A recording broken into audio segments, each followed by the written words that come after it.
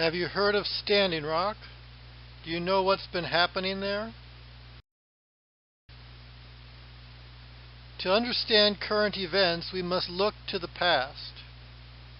Current conflicts are typically rooted in much older conflicts. For the sake of time, we'll only go back 150 years. In 1866, U.S. forces were building forts along the Bozeman Trail. That's the red dots on the yellow line on this map.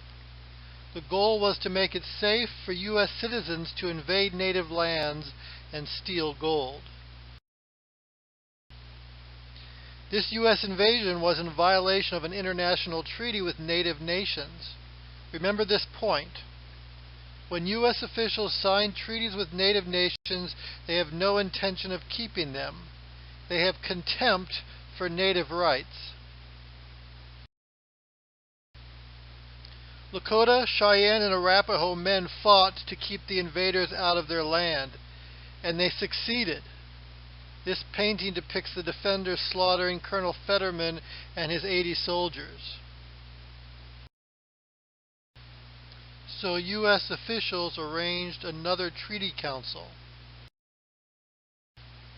Many Lakotas attended. Lakotas are Western Sioux families. Here is what they agreed to. The blue on the map would be the Great Sioux Reservation, Sioux land forever, including their sacred Black Hills. Many Sioux families chose to remain in the yellow on the map, unceded territory, and continue hunting bison. What does unceded territory mean? It means we will steal it from you later.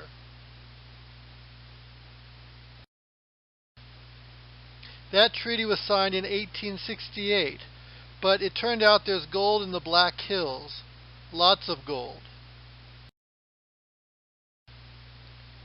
So the U.S. invasion resumed, violating the treaty. Why did U.S. officials break the treaty? Treaties with native peoples do not matter. Gold matters. Once again, Lakotas and Cheyennes and Arapahoes went to war to defend their territory. This painting depicts the slaughter of U.S. soldiers at Greasy Grass. You may know it as the Little Bighorn or Custer's Last Stand. In the long run, though, native families could not resist U.S. forces with their railroads and steamboats and cannons and immigrant soldiers attacking villages, slaughtering men, women, and children. Also, the U.S. government was slaughtering the bison herds.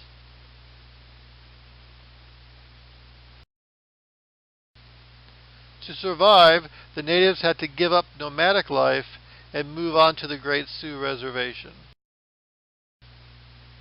Only now the U.S. government decided to steal more land and shrink the reservation, violating the 1868 treaty. As you can see, the stolen land included the sacred Black Hills.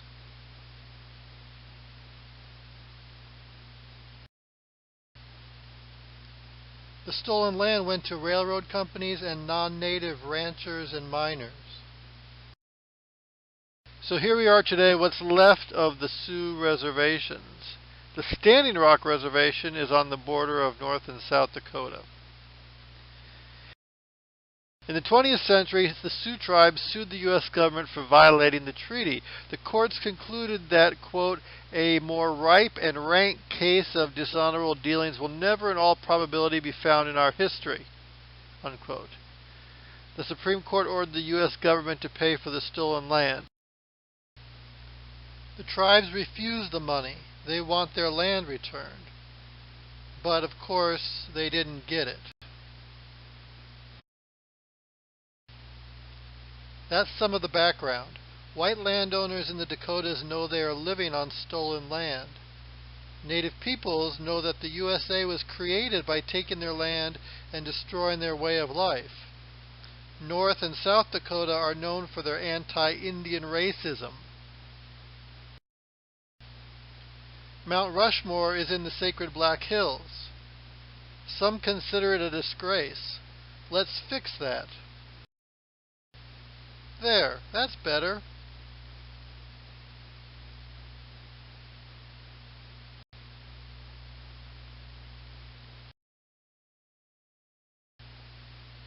We turn now to the current conflict. A company called Energy Transfer Partners wants to build an oil pipeline from North Dakota to Illinois. The pipeline will cross the Missouri and Mississippi rivers, source of drinking water for millions of people. And all pipelines leak.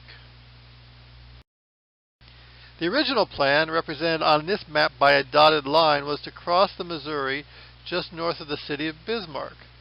The U.S. Army Corps of Engineers wouldn't allow that because an oil spill would pollute the city's drinking water. The new plan, represented by the solid black line, was to run the pipeline under the Missouri River just north of the Standing Rock Reservation. The Standing Rock tribe objected in court. They said the pipeline would endanger their drinking water, and because it crossed land taken from the Sioux in violation of treaties, it would desecrate Sioux land, including sacred sites. But the court allowed pipeline construction to proceed.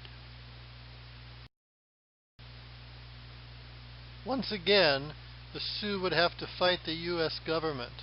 This time, though, they would use nonviolence. On April 1, 2016, a tribal elder and her grandchildren set up a camp at Sacred Stone on the reservation to hold a prayerful vigil. In July, when the construction project approached, the Standing Rock tribe called for help, first from other Sioux tribes, then from tribes and non-native allies everywhere. Thousands arrived and established several overflow camps. 280 federally recognized tribes sent representatives and made formal statements of support. Allies arrived from churches, tribes, and countries around the globe. Why so much support? It's because fossil fuel burning is superheating the planet, causing suffering for millions of human and animal species in the form of droughts, storms, fires, coastal flooding, disease, and famines. It's real, and it's happening. This is the most important story in the world today. I'm sure your professors are emphasizing it in their classes. But rather than trying to decrease fossil fuel burning, the oil companies and their friends in Congress are trying to expand it. And that includes new pipelines. They would rather pollute and superheat the planet than shift to a sustainable economy. They would rather hoard more and more money for themselves than preserve the planet for future generations.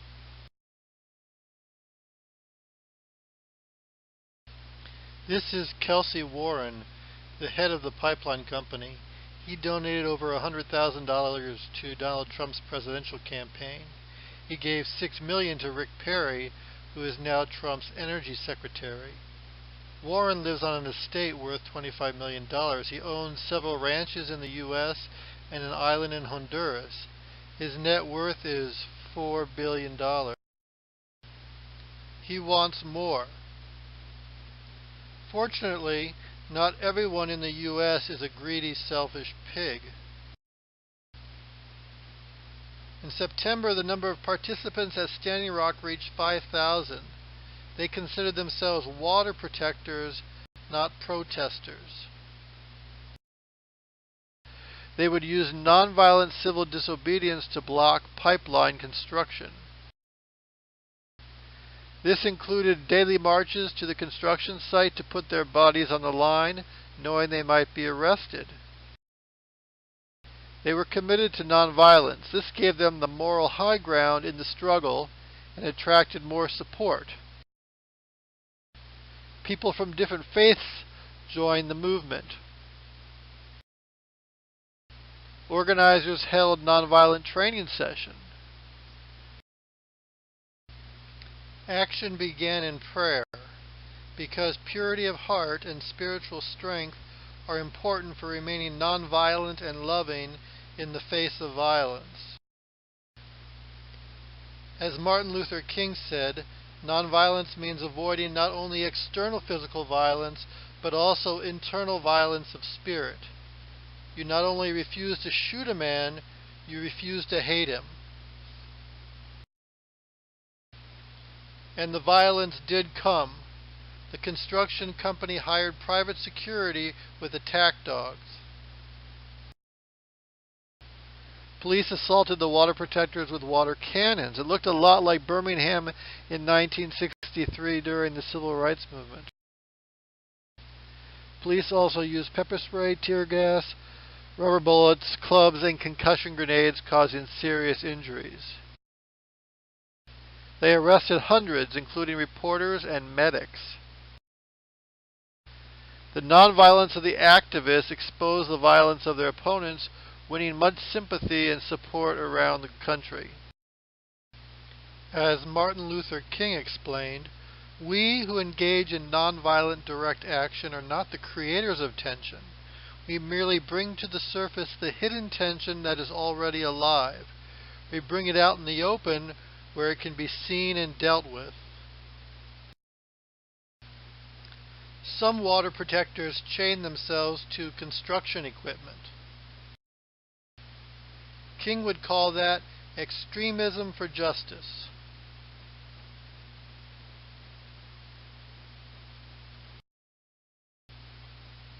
Water is life was often heard at Standing Rock. We all need clean water. It's a universal human right. As King said, we are caught in an inescapable network of mutuality tied to a single garment of destiny. Whatever affects one directly affects all indirectly.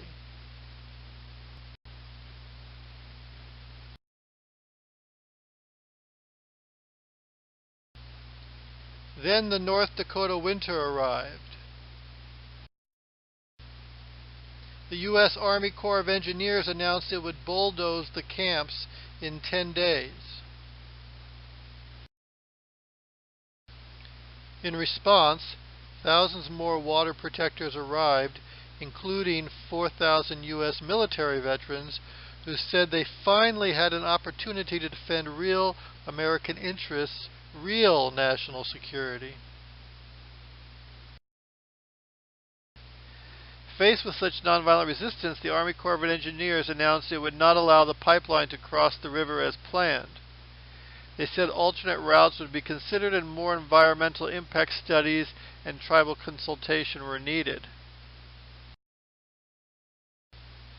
The water protectors gave thanks with the world's largest prayer circle.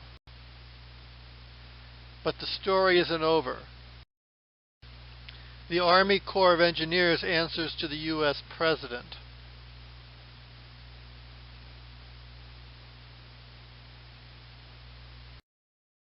And you know the history. In fact, in his first week in office, the President ordered the Army to order the Corps of Engineers to expedite the process, build it as planned at Standing Rock as quickly as possible. Here's the situation today. The pipeline is almost finished. The tribe is once again fighting it in court, but it's an uphill battle.